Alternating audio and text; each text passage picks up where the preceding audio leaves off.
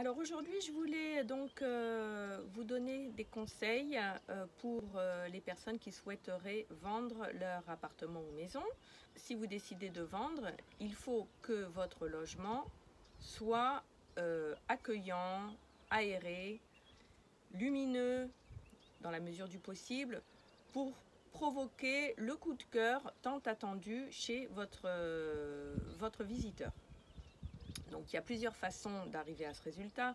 D'abord, dans votre espace intérieur, vous avez certainement accumulé au cours des années des affaires trop vieilles, trop petites. Eh bien, vous allez les trier, donc faire du tri, ranger, pour déjà faire de la place dans vos affaires. Ça, c'est le premier point. La deuxième chose à faire, c'est vous avez peut-être des choses à réparer dans votre logement, une ampoule cassée, une sonnette qui ne fonctionne pas depuis des années, vous avez de la peinture à faire sur les murs, parce que les murs ils se salissent au fur et à mesure, donc là vous avez un peu de temps, mais peut-être profitez-en pour faire ces travaux que vous n'aviez pas le temps de faire avant. Ça va permettre de donner une impression à votre visiteur de logement bien entretenu et ça va le mettre en confiance, donc ça c'est important. La troisième chose à faire, c'est ce qu'on appelle du homestaging qui a pour but d'aérer au maximum votre espace intérieur pour que votre acquéreur puisse s'y projeter. Donc il faut dépersonnaliser au maximum, donc vous avez certainement des petits bibelots, des photos de famille, c'est normal, vous avez mis tous ces objets qui vous tiennent à cœur sur votre cheminée ou sur une étagère. Eh bien, franchissez le pas, puisque de toute façon, si vous avez pris la décision de vendre, vous allez devoir faire à un moment donné les cartons. Eh bien, commencez.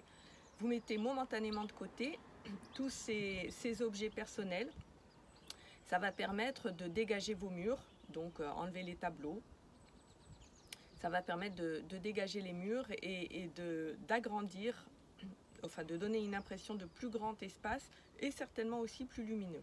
Donc cette notion de homestaging est très importante, surtout dans la pièce à vivre, puisque c'est l'espace où en général rentrent les visiteurs en premier. Et c'est les premières secondes qui comptent pour le coup de cœur. Donc il faut qu'ils aient en effet, ils rentrent, ils peuvent tout de suite s'imaginer dans la pièce. Un autre point important, c'est qu'il faut que toutes les pièces de votre logement soient aménagées par rapport à leur fonction. Vos enfants ont peut-être grandi, ont quitté la maison et vous utilisez aujourd'hui une des chambres comme débarras. Eh bien, ça serait bien que cette chambre reprenne vie, que vous y remettiez un lit, un bureau, pour que les acquéreurs qui rentrent dans cette pièce, effectivement, voient une chambre et pas un débarras. Voilà, donc ça c'était pour l'intérieur. Alors vous avez aussi peut-être une terrasse, un balcon, un jardin. Donc là encore, eh ben, c'est important que votre jardin soit le plus soigné possible et le plus beau possible. Alors vous avez peut-être déjà commencé depuis le début du confinement. Donc bichonnez vos fleurs, enlevez les mauvaises herbes, passez la tondeuse. En été, vous mettez peut-être aussi, vous avez un espace avec un salon de jardin, ou sur votre balcon, vous mettez d'habitude, au beau jour, vous mettez une petite table avec des chaises. Et bien, sortez vos tables et vos chaises pour que lorsque l'acquéreur, votre client viendra voir votre bien, il pourra s'imaginer en effet sur sa chaise longue ou dans son salon de jardin. Voilà, tout ça, c'est le but, c'est vraiment de provoquer encore une fois le coup de cœur. Et puis la dernière chose à faire, eh bien, c'est penser aux garages et aux caves qui sont souvent très encombrés, comme mon garage actuellement. Et même si je ne veux pas vendre ma maison aujourd'hui, j'ai décidé quand même de faire le ménage et de vider au maximum mon garage. Voilà, donc puisque vous avez du temps, eh bien écoutez, faites toutes ces petites choses qui ne coûtent pas bien cher, par contre, qui prennent du temps. Mettez-vous à la place d'un futur visiteur et imaginez-vous s'il aurait le coup de cœur avec ce que vous avez fait. Ce qui est certain, c'est que si vous faites toutes ces choses, vous allez énormément valoriser votre bien. Voilà, c'est ce que je voulais vous dire.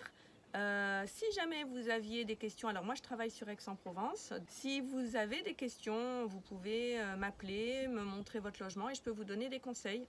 Voilà, je vous laisse mon numéro de téléphone. À bientôt!